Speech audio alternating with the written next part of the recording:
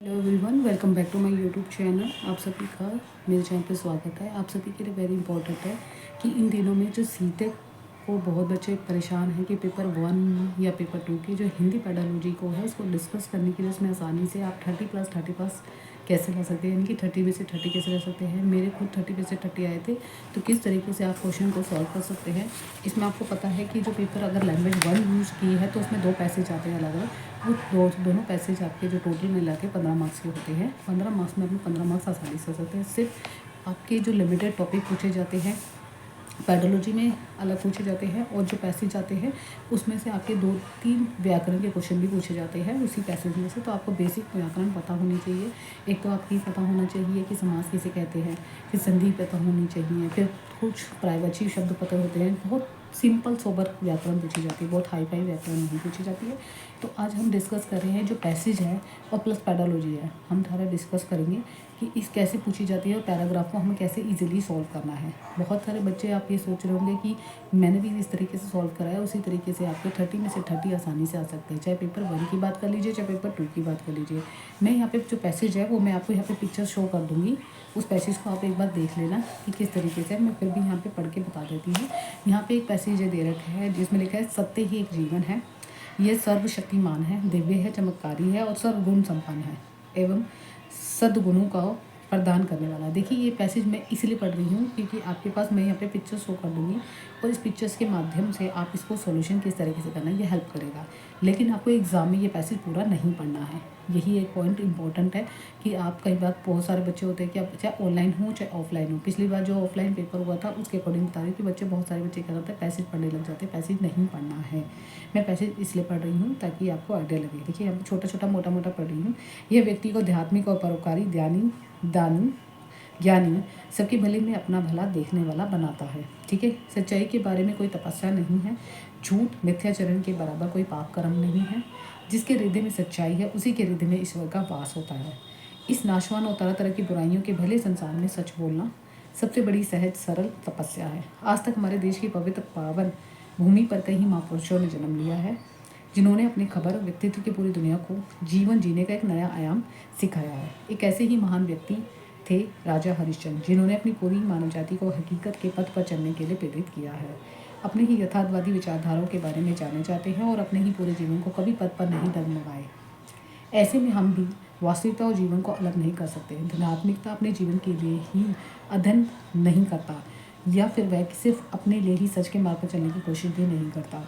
वह सबको सतपथ मतलब सच की राह पर, सच मतलब पथ है मतलब रास्ते पर चलने के लिए प्रेरित करता है। संपूर्ण मानव समाज जाति के लिए यह सब कुछ करता है और उसका करुणा और उसका समर्पण का होता है। मतलब उसकी करुणा, उसके जीवन में करुणा और समर्पण का होता है। देखिए पहला क्वेश्चन बहुत इंपॉर्टेंट है। सबसे पहले पैराग्राफ को आपको देखना है, मोटा मोटा दिल है। ठीक है।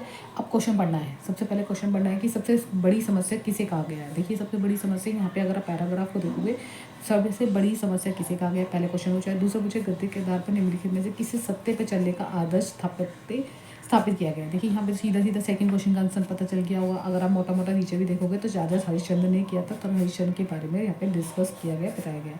ऑप्शन नंबर फर्स्ट आपको ऑप्शन मिल गया।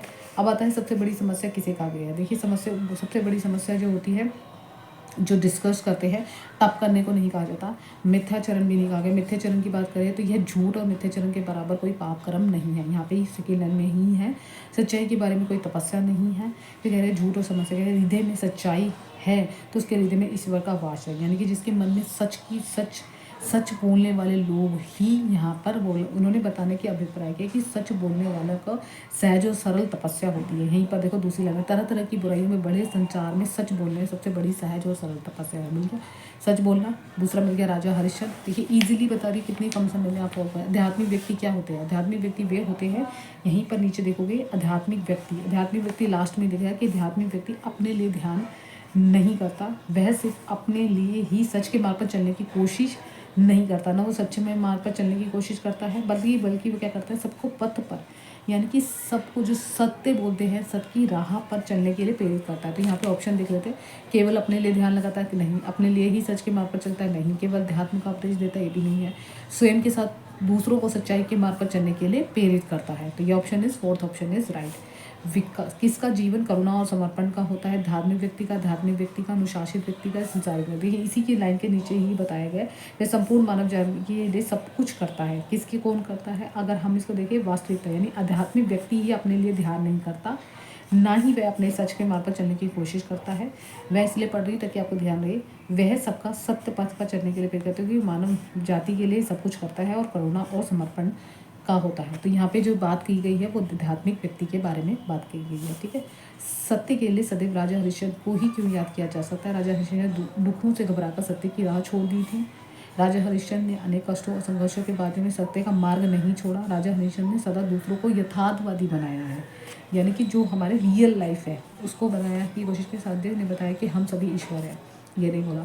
उन्होंने कहा राजा हरिश्चंद्र ने सभी दूसरों को यथार्थवादी बनाया है। इसका पॉइंट भी है, देखिए हरिश्चंद्र ने जिन्होंने अपनी पूरी जातों को हकीकत के पथ पर चलने के लिए प्रेरित किया है, वह अपनी यथार्थवादी विचारधारा के लिए जाने जाते हैं। देखिए यहाँ पे आ गया ना पॉइंट। तो यहाँ पे पॉइंट्स को ध्यान रखना है कि हाईलाइट होना, टैग वर्ड देखिए सबसे पहला था तपस्या पहले क्वेश्चन में, दूसरे में आया था चलने के लिए राह लिए, तो आपको सीधा ही है।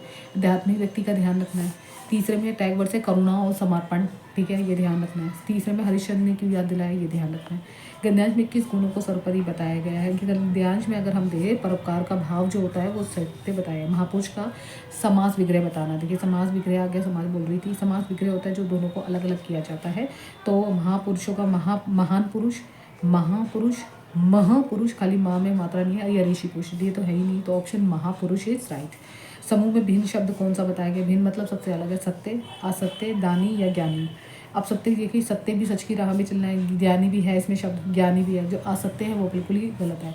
गद्यांश में पाप किसके लिए प्रयुक्त हुआ है? पाप होता है जो झूठ बोलते हैं उनके लिए, दूसरों पर परिहास करते हैं, अपशब्द बोलने वाले, सरल बोलने वाले, झूठ बोलने वाले व्यक्ति को पाप कहा जाता है। ठीक है, इस तरीके से आपको पैसेज को आसानी से सॉल्व करना है। दूसरा, आपको अगर बाई चांस आपने पेपर 2 लैंग्वेज में चूज़ किया है, तो फर्स्ट पेपर में तो मैंने तो आपको बता दी कि लैंग्वेज 1 में अगर हिंदी चूज़ किया है तो दोनों पैसेज आएंगे। अगर लैंग्वेज 2 यूज़ किया है तो आपका एक कविता आएगी। तो कविता हम अपने पढ़ लेते हैं, कविता भी बहुत ईजी होती है, हम कविता डिस्कस कर लेते हैं। एक में लिखा है, डोरबेल बजती है, मैं दरवाज़ा खोलता हूँ, आगंतुक मेहमान को कहते हैं, को मैं नहीं जानता, वे अपने परिचय खुद देते हैं, कहते हैं कि जनमानस की संवेदना है, सुना है तुम संवेदनाओं को घर बनाते हो, और अपने कलम और कागज़ के साथ तू क्यों नहीं लपेट लेते हमें भी।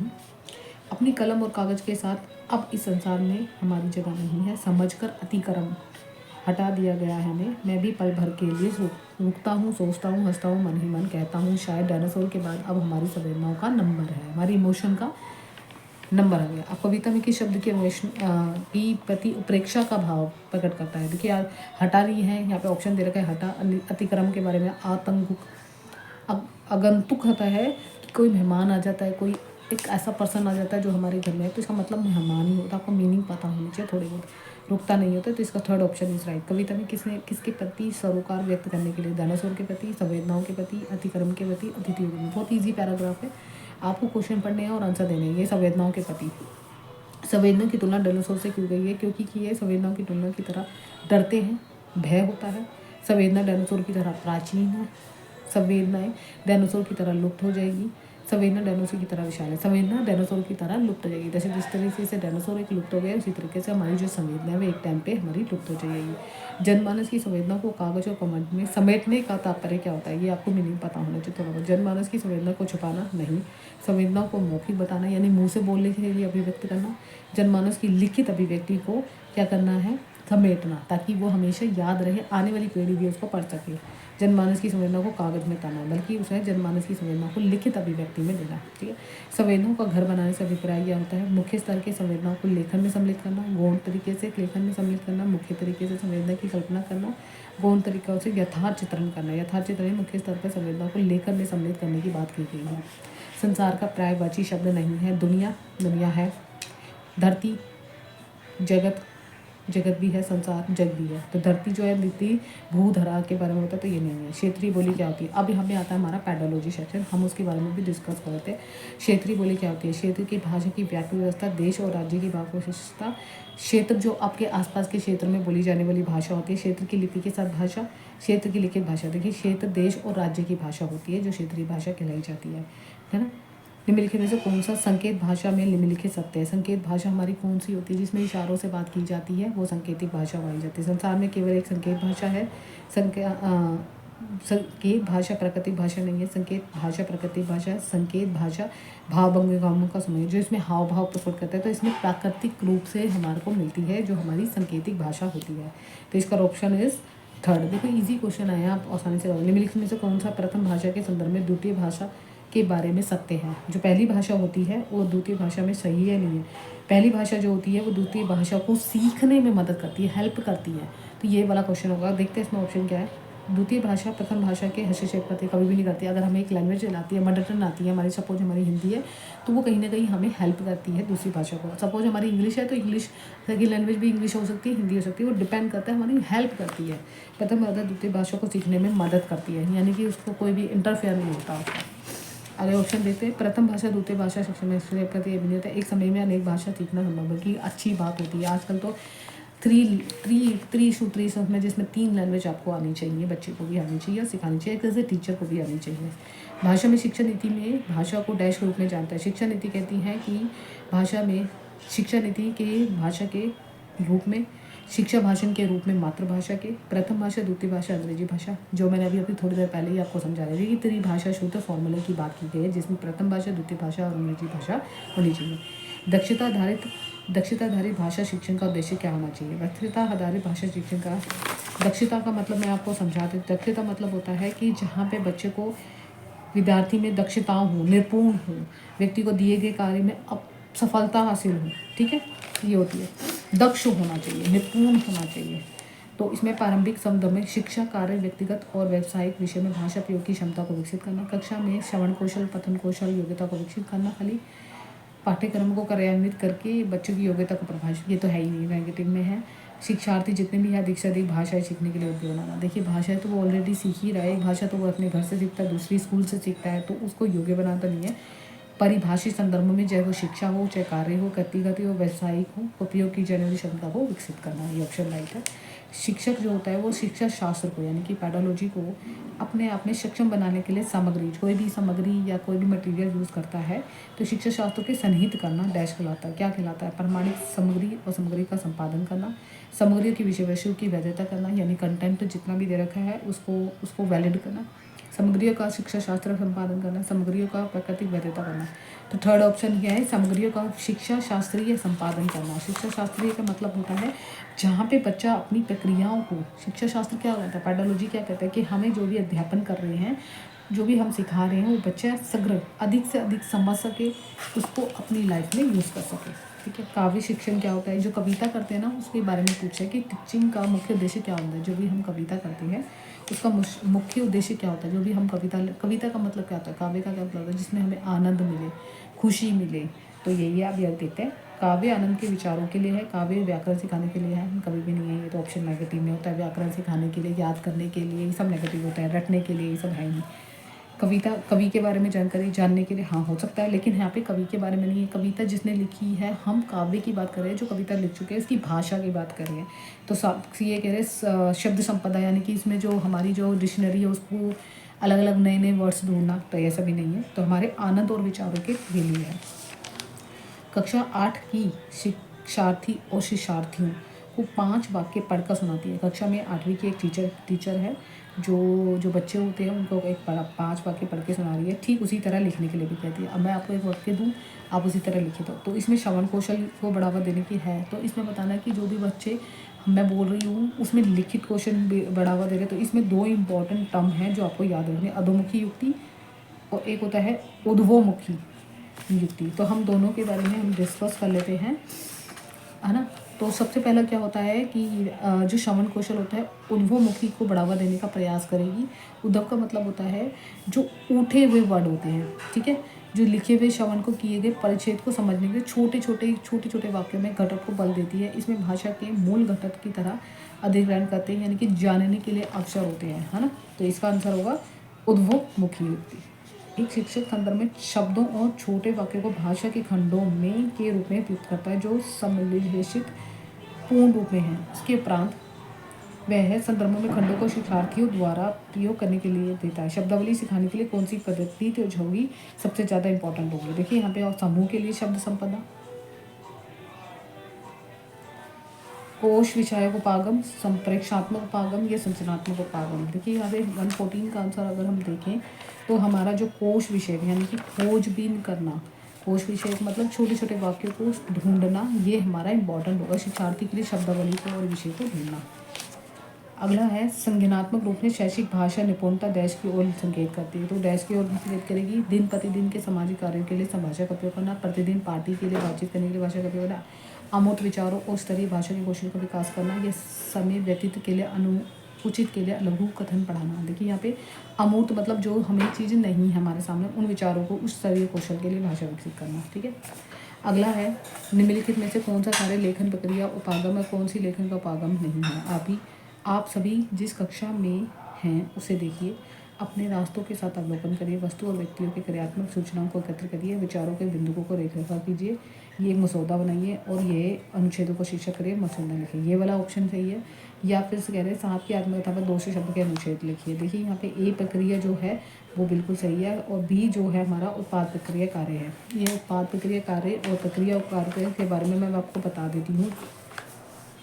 कह रहे हैं कि जो ये दोनों ऑप्शन हैं उत्पाद उपागम कार्य हैं, प्रक्रिया उत्पादन पाठ्यचर्या संगठन के लिए एक प्रतिमान है जो प्राथमिक स्तर पर दी जाती है। उद्देश्यों की परिभाषित नहीं किया जाता बल्कि पाठ्य रूप के रूप में विकसित किया जाता है। तो पाठ्य पुस्तकों के ज्ञान को ध्यान में रखा जाता है, यानी कि एक तरीका है प्रक्रिया उपागम वो होता है जहाँ पे पाठ्य पुस्तकों को ध्यान में रखा जाता है। शिक्षार्थियों में भाषा जागरूकता के लिए डैश संकेत करता है। भाषा प्रयोग करने वाले व्याकरणिक ज्ञान, ये तो है ही नहीं। भाषा के रूप में प्रक्रिया संचेतन व संवेदनशील को बढ़ाना। भाषा के बारे में पूछा गया कि कैसे जागरूक कर सकते हैं। चारों के कौशल को समझना, चारों कौशल तो है ही।